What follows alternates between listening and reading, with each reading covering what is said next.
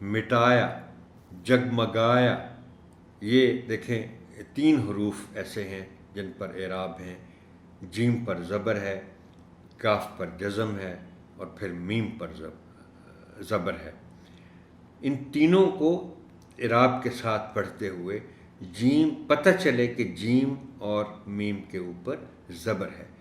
جگمگایا. چونکہ عام طور پر پڑھنے میں یا بولنے میں لوگ میم کو اس طرح بولتے ہیں جیسے اس پر بھی جزم ہو. میم کے اوپر زبر کو نظر آنا چاہیے، سنا جانا چاہیے. جگمگایا. محبت میں عام طور پر بولنے میں میم پر بعض اوقات پیش بول دی جاتی ہے. محبت وہ غلط ہے.